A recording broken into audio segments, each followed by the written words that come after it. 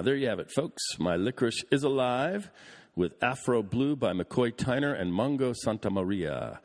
McCoy Tyner was a leading, and I might add still living, pianist of the hard bop era who secured his reputation for all time when he recorded with John Coltrane. And Mongo Santamaria was an Afro-Cuban conga king, a brilliant percussionist who learned his trade on the streets of Havana, and upon his migration in the late 1940s heavily influenced the U.S. jazz scene. Afro Blue was originally recorded on McCoy Tyner's album of the same title, and then later rearranged for Coltrane. The tune is, as hopefully you heard when I just played it, rooted in the rhythms and harmonies of Africa, which feels like a fitting musical prelude to today's podcast entry, Heaven, Men, and Devils, Act 5 of my final installment of Shakespeare's tragic meditation on love, jealousy, race, and gender, Othello, the Moor of Venice. So, welcome to Rebel Without Applause, coming to you, as it always does, right here from my four walls of infinite space, bounded in my movie studio apartment nutshell, situated right here in the wood of this celebrated holly, under the sign overlooking the enchanted land of law. A quick word before I begin anew. To some, I know this Shakespeare exercise feels foreign, not contemporary, and maybe not even relevant. There is a whole vocabulary that can feel arcane and, yes, intimidating. Indeed, the play lives in a whole universe of different references. So I get it if it appears perhaps a tad scary to get on this ride. But it is also so very modern. And trust me, folks, with a little effort on the listener's part, the rewards are ample. Unlike contemporary drama, which, of course, we see every day on TV and films, where so much of the meaning of what we see and hear lives between the lines, by that I mean in the gestures, actions, and expressions of the actors, the opposite is true with the bard. The meaning of Shakespeare lives, for the most part, in the lines. The subconscious of the character is elevated into the mouths of the players. Hence, the poetry, the pentameter, the text is the pathway to the truth. Truths that are no less relevant, no less modern than anything on any screen of today. And because of this, Othello is uniquely suited to the podcast genre where the spoken word reigns supreme. So, where were we? Let's review. In Act 4, conspiracies were hatched, plots laid, and traps set. Othello was goaded into epileptic fury by his most honest adjutant, Iago. Othello's anger and grief are taken to new heights when he witnesses Desdemona's handkerchief in the hands of Cassio's love-smitten mistress, Bianca. After which, the enraged Othello strikes Desdemona in the presence of the Venetian emissary Lodovico. Horrified, Desdemona retreats with Iago's wife Emilia into the residence where they commiserate upon their unhappy fate. And so we begin anew. It is the dead of night in the Cyprus citadel. The Kasbah is quiet. Down a cloistered alley shrouded in fog and dappled in moonlight, shade, and shadow, Iago and Roderigo approach. "Here, stand behind this bulk," says Iago. "Straight will he come. Wear thy good rapier bare and put it home. Quick, quick, fear nothing. I'll be at thy elbow. It makes us or it mars us. Think on that and fix most firm thy resolution." "Be near at hand," says Roderigo. "I may miscarry it. Here at thy hand. Be bold and take thy stand." Iago withdraws into the shadows. "I have no great devotion to the deed," says Roderigo, "and yet he hath given me satisfying reasons. 'Tis but a man gone. Forth my sword!" He dies. Iago peers out a darkened alcove. "I have rubbed this young quat almost to the sense that he grows angry. Now whether he kill Cassio or Cassio him, or each do kill the other, every way makes my gain. Live, Roderigo, he calls me to a restitution large of gold and jewels that I bobbed from him as gifts to Desdemona. It must not be. If Cassio do remain, he hath a daily beauty in his life that makes me ugly. And besides, the more may unfold me to him. There stand I in much peril. No, he must die. Be it so. I hear him coming. Down the alley skips Cassio. I know his gait, says Roderigo. 'Tis he. Villain, thou diest! Ah!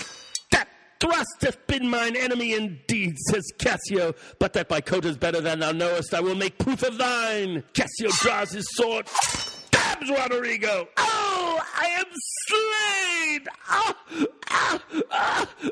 Iago leaps out of the alcove and slashes Cassio in the leg. I am made forever! Help! Oh, yells Cassio! Murder! Murder! Around a corner lurks Othello, the voice of Cassio. Iago keeps his word. Says Roderigo, villain that I am! It is even so. Oh, help! Oh, cries Cassio! Light! A surgeon! 'Tis he, says Othello. Oh, brave Iago, honest and just, that hast such noble sense of thy friend's wrong, thou teachest me. Desdemona, your dear lies dead, and your unblessed fate hides. Strumpet I come. Forth of my heart those charms, thine eyes are blotted. Thy bed, lust-stained, shall with lust's blood be spotted. Othello withdraws into the night. Down an alley charges two Venetian officials, Lodovico and Gratiano. What ho! Screams Cassio. No watch! No passage! Murder! Murder! 'Tis some mischance, says Gratiano. The voice is very direful. Oh, help! Says Cassio. Hark! Oh, wretched villain! Cries Roderigo. 2 or 3 groan. 'Tis heavy night, says Lodovico. These may be counterfeit. Let's think it unsafe to come into the cry without more help. Nobody come, then shall I bleed to death, says Roderigo. Torch in hand, Iago dashes around a corner. Ha! Cries Lodovico. Here's one comes in his shorts with light and weapons. Who's there? Cries Iago. Whose noise is it that cries on murder? We do not know, says Lodovico. Did not you hear a cry? Here! Here, says Cassio, for heaven's sake, help me! What's the matter? This is Othello's ancient, as I take it, says Lodovico. The very same, indeed, a very valiant fellow. What are you here that cries so grievously? Iago, cries Cassio. Oh, I am spoiled, undone by villains. Give me some help. Iago approaches Cassio. Oh, me, Lieutenant, what villains have done this? I think that one of them is hereabout and cannot make away. Oh, treacherous villains! Iago spots Lodovico and Gratiano. What are you there? Come in and give me some help! Oh, help me here, cries Roderigo. That's one of them, cries Cassio. Iago wheels and spies Roderigo gasping in a pool of his own blood. Oh, murderous slave. Oh, villain! Iago stabs Roderigo. Oh, damn it, Iago! Oh, inhuman dog! Kill men of the dark, where be these bloody thieves? How silent is this town? Oh, murder! Murder! Cries Iago. Iago spots the 2 Venetians in the shadows. What may you be? Are you good or evil? As you shall prove us, praise us. Signor Lodovico, asked Iago. He, sir. I cry you mercy. Here's Cassio hurt by villains. Cassio? Iago kneels over the lieutenant. How is it, brother? My leg! leg is cut in two. Merry heaven forbid. Light, gentlemen, I'll bind it with my shirt. Bianca bursts out the door. What is the matter, ho? Who is it that cried? Who is it that cried? Oh, my dear Cassio! My sweet Cassio! Oh, Cassio! Cassio! Cassio! Oh, notable strumpet. Cassio, may you suspect who they should be that have thus mangled you? No, I am sorry to find you thus, says Gratiano. I have been to seek you. Lend me a garter, says Iago. Iago binds Cassio's wound. So, oh, for a chair to bear him easily hence. Alas, he faints, says Bianca. Oh, Cassio! Cassio! Cassio! Gentlemen, all I do suspect this trash to be a party in this injury. Patience a while, good Cassio. Come, lend me a light. Gratiano shines a torch on Roderigo. Know we this face or no, asks Iago. Alas, my friend and my dear countryman, Roderigo, no! Yes, sure. Oh, heaven, Roderigo! What of Venice, asked Gratiano. Even he, sir. Did you know him? Know him, aye. Signor Gratiano, I cry your gentle pardon. These bloody accidents must excuse my manners that so neglected you. I am glad to see you, says Gratiano. How do you, Cassio, says Iago. Oh, a chair! A chair! Roderigo, asked Gratiano. Tis he. A chair is brought in. Ah, that's well said, the chair. Some good man bear him carefully from hence. I'll fetch the general surgeon. Iago turns on Bianca. For you, mistress, save your labor. Iago points at Roderigo's lifeless, bloody form. He that lies slain here, Cassio, was my dear friend. What malice was between you? None in the world, says Cassio, nor do I know the man. Iago eyes Bianca. What, look you pale? Oh, you men, bear him out of the air. Attendants elevate Cassio into the chair, and Roderigo's limp form is rolled onto a stretcher. Both are spirited away. Iago points at Gratiano and Lodovico. Stay, you good gentlemen. And then he faces Bianca. Look you pale, mistress. Countrymen, do you perceive the ghastness of her eye? Nay, if you stare, we shall hear more anon. Behold her well. I pray you, look upon her. Do you see, gentlemen? Nay, guiltiness will speak, though tongues are out of use.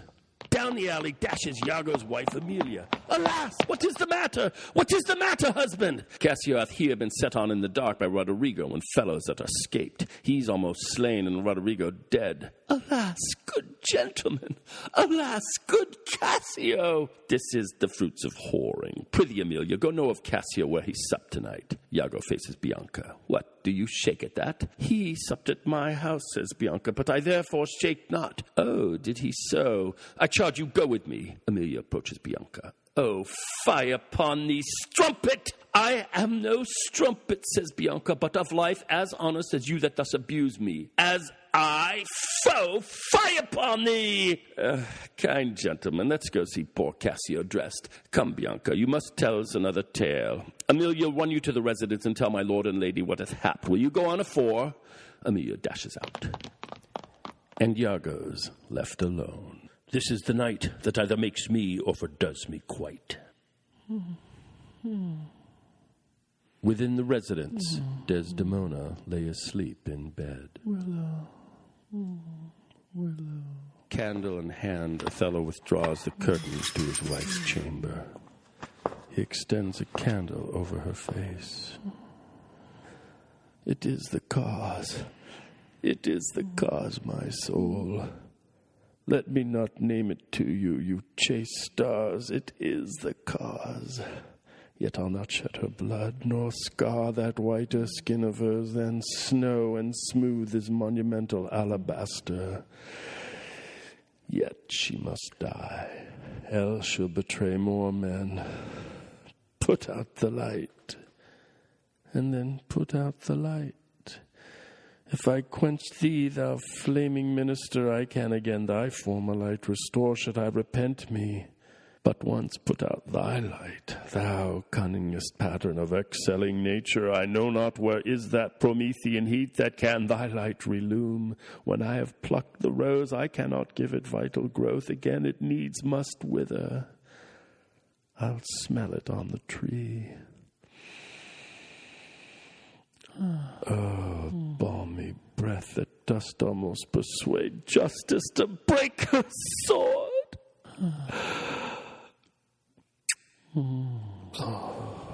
One more. One more. Be thus when thou art dead, and I will kill thee and love thee after. One more, and this the last. So sweet was ne'er so fatal. I must weep, but they are cruel tears. The sorrow's heavenly. It strikes or it doth love. Desdemona's eyes flutter. She wakes. Who's there? Othello? Aye, Desdemona. Will you come to bed, my lord? Have you prayed tonight, Desdemona? Aye, my lord. If you bethink yourself of any crime unreconciled as yet to heaven and grace, solicit for it straight. Alack, my lord, what may you mean by that? Well, do it and be brief. I will walk by. I would not kill thy unprepared spirit. No, heaven forfend, I would not kill thy soul. Talk you of killing? Aye, I do. Then heaven have mercy on me. Amen, with all my heart. If you say so, I hope you will not kill me. And yet I fear you for your fatal then, when your eyes roll so. Why I should fear I know not, since guiltiness I know not, but yet I feel fear. Think on thy sins. They are loves I bear to you. Aye, and for that thou diest. That death's unnatural that kills for loving. Alas, why gnaw you so your nether lip? Some bloody passion shakes your very frame. These are portents, but yet I hope they do not point on me. Peace and be still. I will so. What's the matter? That handkerchief which I so loved and gave thee, thou gavest to Cassio. No, by my life and soul, send for the man and ask him. Sweet soul, take heed of perjury. Thou art on thy deathbed. Aye, but not yet to die. Yes, presently, therefore confess thee freely of thy sin. For to deny each article with oath cannot remove nor choke the strong conception that I do groan withal. Thou art to die. Then, Lord, have mercy on me. I say amen. And have you mercy too? I never did offend you in my life, never loved Cassio, but with such general warranty of heaven as I might love. I never gave him token. By heaven, I saw my handkerchief in his hand. Oh, perjured woman, thou dost stone my heart and makes me call what I intend to do a murder which I sought a sacrifice. I saw the handkerchief. He found it then, says Desdemona. I never gave it him. Send for him hither. Let him confess the truth. He hath confessed. What, my lord? That he hath used thee. How? Unlawfully? Aye. He will not say so. No, his mouth is stopped. Honest Iago hath ta'en order for it. Oh, my fear interprets. What, is he dead? Had all his hairs been lives, my great revenge had stomach for them all. Alas, he is betrayed and I undone.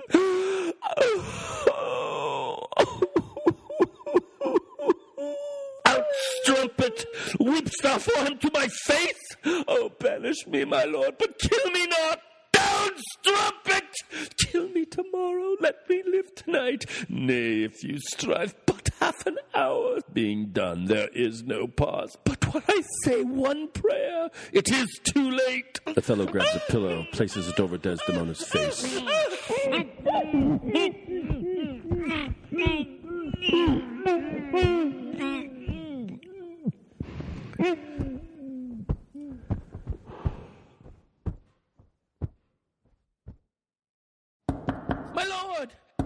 My lord, says Amelia. What ho! My lord! What noise is this? Not dead. Not yet quite dead. I that am cruel am yet merciful. I would not have thee linger in thy pain. So. What ho! My lord! Who's there? Oh, good my lord, I would speak a word with you. Yes, 'tis Amelia. By and by. Oh, she's dead. 'Tis like she comes to speak of Cassio's death. The noise was here. No more moving. still as the grave. Shall she come in? Word good. I think she stirs again. No. What's best to do? If she come in, she'll sure speak to my wife. My wife. My wife. What wife? I have no wife. Oh, insupportable. Oh, a heavy hour. Methinks it should be now a huge eclipse of sun and moon, and that the affrighted globe should yawn at alteration. I do beseech you that I may speak with you. Oh, good my lord. I had forgot thee, says Othello. Oh, come in, Amelia. Soft by and by. Let me the curtains draw. Where art thou? What's the matter with thee now? Oh, my good lord, yonder's foul murder's done. What? Now?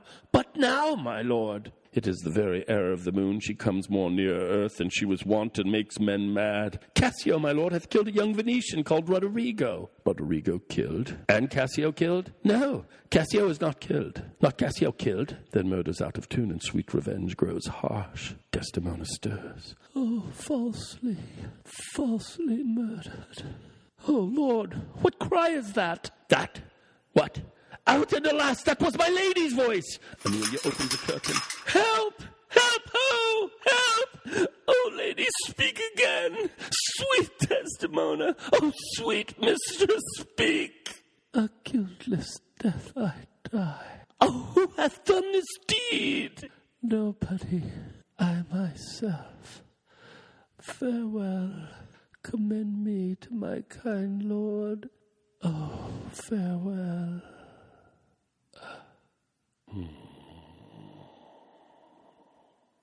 Why, how should she be murdered? Alas, who knows? You heard her say herself it was not I. She said so. I must needs report the truth. She's like a liar gone to burning hell. 'Twas I that killed her! Oh, the more angel she, and you the blacker devil! She turned to folly, and she was a whore. Thou dost belie her, and thou art a devil! She was false as water. Thou art rash as fire to say that she was false! Oh, she was heavenly true! Cassio did top her. Ask thy husband else. Oh, I were damned beneath all depth in hell, but that I did proceed upon just grounds to this extremity. Thy husband knew it all. My husband. Thy husband! That she was false to wedlock. I with Cassio. Had she been true, if heaven would make me such another world of one entire and perfect chrysolite, I'd not have sold her for it. My husband. Aye, 'twas he that told me on her first. An honest man he is, and hates the slime that sticks on filthy deeds. My husband. What needs this iterance, woman? I say thy husband. Oh, mistress, villainy hath made mocks with love. My husband say she was false. He, woman, I say thy husband. Dost understand the word? My friend, thy husband, honest Iago. If he say so, may his pernicious soul rot half a grain a day. He dies to the heart. She was too fond of her most filthy bargain. Ha! Do thy worst, says Amelia. This deed of thine is no more worthy heaven than thou wast worthy her. Peace, you were best. Thou hast not half the power to do me harm as I have to be hurt. Oh, gull! Oh, dolt as ignorant as dirt! Thou hast done a deed I care not for thy sword. I'll make thee known, though I lost 20 lives. Help! Help! Oh, help! The Moor hath killed my mistress! Murder! Murder! Enters Montano, Gratiano, and Iago. What is the matter, says Montano. How now, General? Oh, are you come, Iago, says Amelia. You have done well that men must lay their murders on your neck. What is the matter, says Gratiano. Amelia faces her husband. Disprove this villain if thou beest a man. He says thou toldst him that his wife was false. I know thou didst not. Thou art not such a villain. Speak, for my heart is full. I told him what I thought, says Iago, and told no more than what he found himself was apt and true. But did you ever tell him she was false? I did. You told a lie, an odious, damned lie, upon my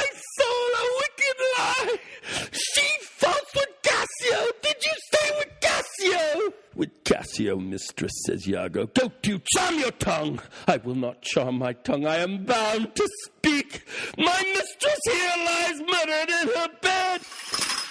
Oh, heavens forfend. And you, husband, your reports have set the murder on.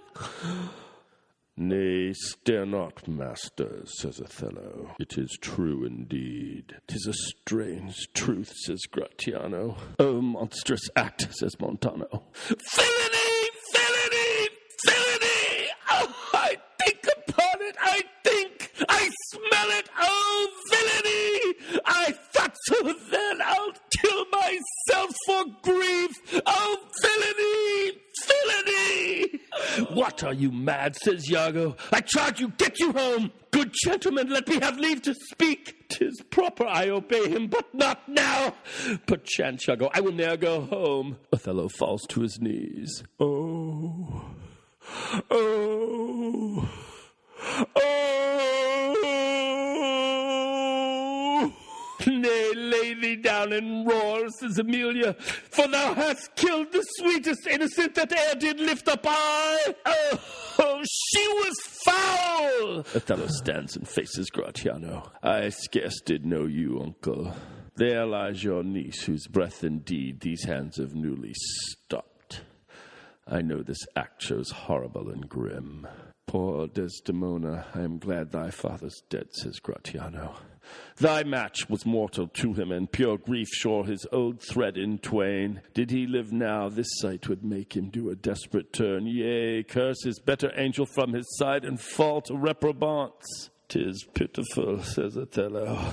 But yet Iago knows that she with Cassio hath the act of shame 1,000 times committed. Cassio confessed it, and she did gratify his amorous works with that recognizance and pledge of love which I first gave her. I saw it in his hands. It was a handkerchief, an antique token my father gave my mother. Oh God. Oh heavenly God, says Emilia. Sounds, hold your peace, says Othello. 'Twill out, says Emilia. 'Twill out. I peace. No, I will speak as liberal as the north. Let heaven and men and devils, let them all cry shame against me, yet I'll speak. Be wise and get you home, says Iago. I will not. Fie, says Gratiano, your sword upon a woman. Oh, thou dull Moor, that handkerchief thou speak'st of, I found by fortune and did give my husband, for often with a sullen earnestness, more than indeed belonged to such a trifle, he begged of me to steal it. Tyrannous whore! She give it Cassio? No, alas, I found it, and I did give it to my husband. Filth, thou liest! By heaven, I do not, gentlemen! Emilia turns on Othello. Oh, murderous coxcomb, what should such a fool do with so good a wife? Are there no stones in heaven but what serves for the thunder? Precious villain! The Moor charges Iago.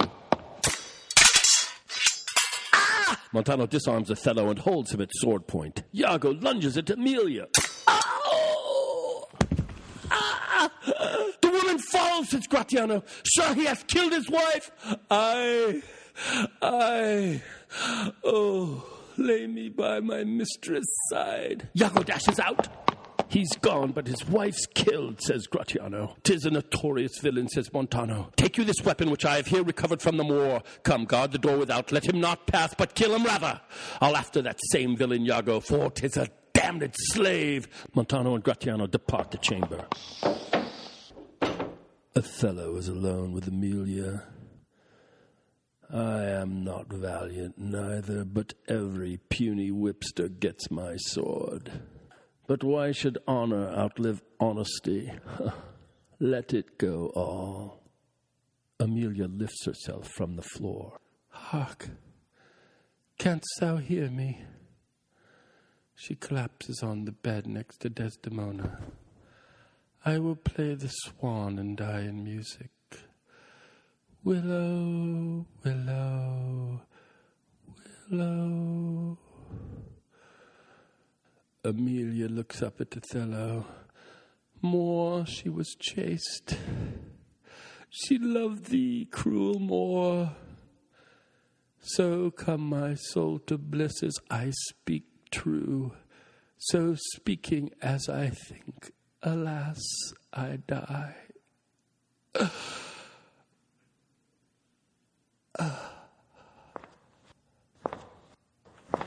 I have another weapon in this chamber, says Othello. It is a sword of Spain, the ice book's temper. Ah, here it is. Othello pulls his rapier off the bedpost and fastens it around his waist. Uncle, I must come forth. If thou attempt it, says Gratiano, it will cost thee dear. Thou hast no weapon and perforce must suffer. Look in upon me then and speak with me, or naked as I am, I will assault thee. What is the matter, says Gratiano. Behold, I have a weapon. A better never did itself sustain upon a soldier's thigh. I have seen the day that with this little arm and this good sword I have made my way through more impediments than 20 times your stop. But oh, vain boast. Who can control his fate? 'Tis not so now. Be not afraid, though you do see me weaponed. Here is my journey's end. Here is my butt and very sea mark of my utmost sail. Do you go back dismayed? 'Tis a lost fear. Man but a rush against Othello's breast, and he retires. Where should Othello go? He looks at Desdemona. Now, how dost thou look now, O ill-starred wench, pale as thy smock? When we shall meet at Comp, this look of thine will hurl my soul from heaven, and fiends will snatch at it. Cold, cold, my girl, even like thy chastity. Oh, cursed slave! Whip me, you devils, from the possession of this heavenly sight. Blow me about in winds, roast me in sulphur, wash me in steep down gulfs of liquid fire. Oh, Desdemona dead, Desdemona dead. Oh.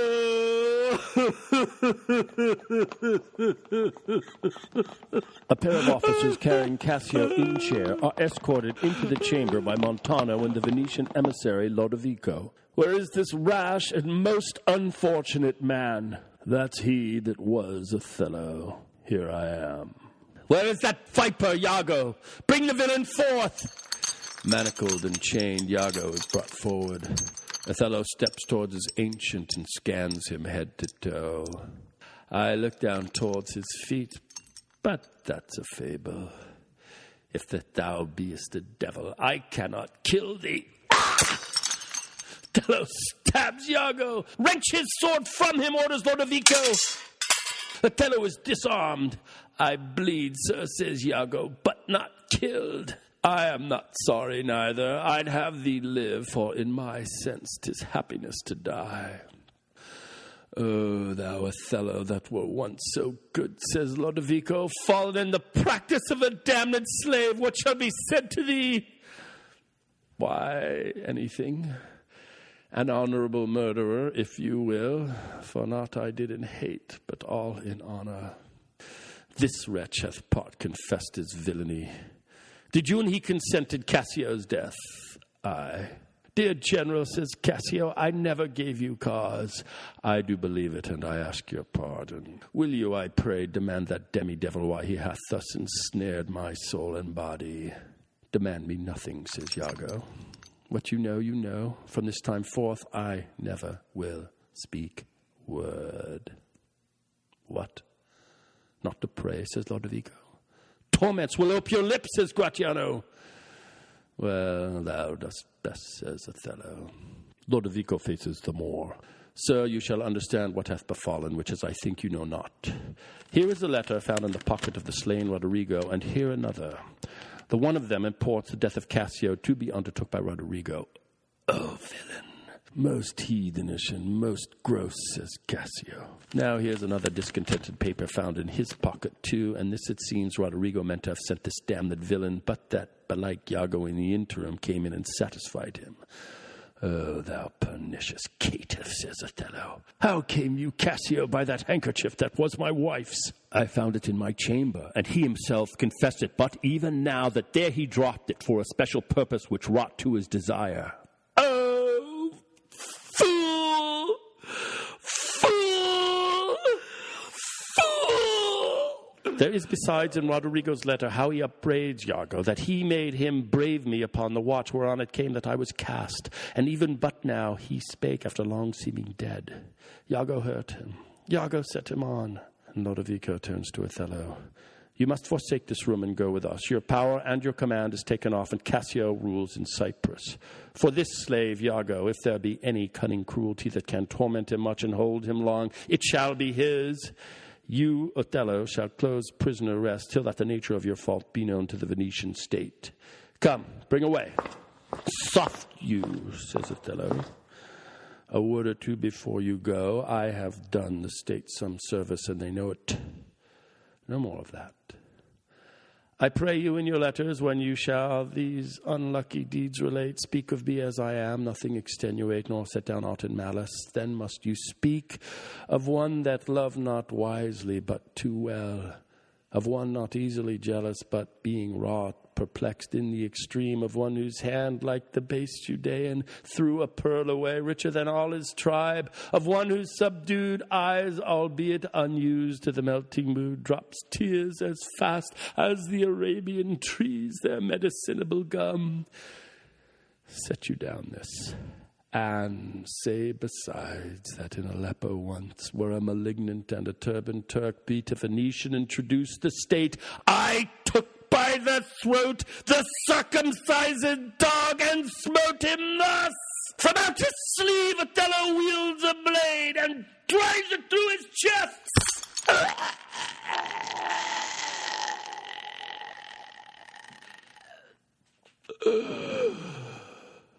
Oh, bloody period, says Lodovico. All that is spoke is marred, says Gratiano. Othello staggers to the bed and lays his bleeding bulk beside his bride. I kiss thee ere I kill thee. No way but this, killing myself, to die upon a kiss.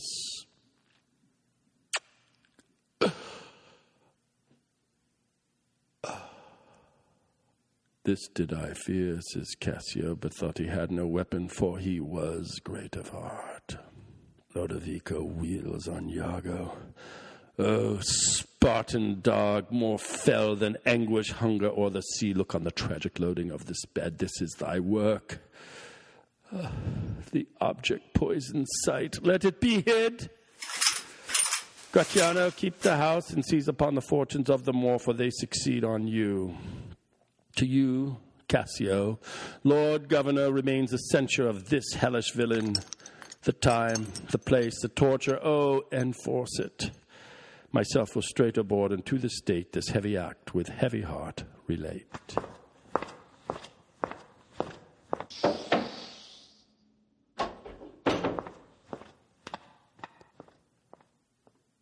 The end. So there it is, and like they say in the cartoons, that's all, folks. Othello, the Moor of Venice, in all its unredacted and, I hope, well-acted glory. I'm processing how I feel right now in the immediate dramatic aftermath of the experience. And the feeling is empty, drained. It's as if some kind of cleansing or catharsis has occurred within me. It's really not about sadness, even though this is a tragedy. That really, I think, would be too casual a description.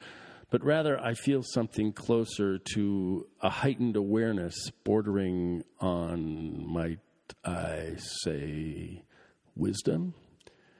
As if some large, inexplicable truth has been exposed, and that fresh in our minds and spirits, we realize that a new reality about life and who we are has been recognized and proclaimed as fact for all time. Yep. So I'm emerging out of the mists of time and place into the present moment, back here in the wood of my holly. And I hope you enjoyed this journey. And if you did, let me know. Send me an email or find me on the websites or on Instagram. I'm interested to hear your reaction. If you liked it, please share it. If you don't, keep it to yourself. And podcast-wise and Rebel Without Applause-wise, I'm going to try and keep this engine going, get back into the normal swing of my thing, which is breaking it down jazz-wise, joke-wise, culture-wise, and otherwise. And until then, adios, goodbye, and adieu.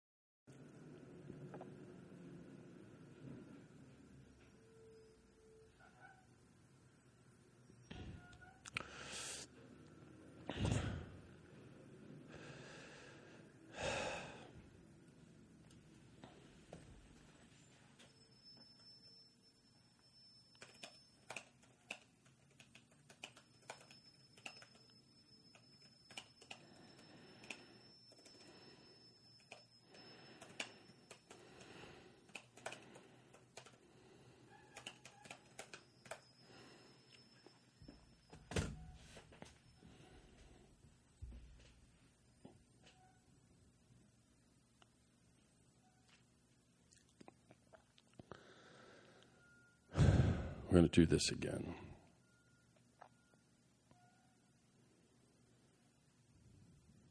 Garbage.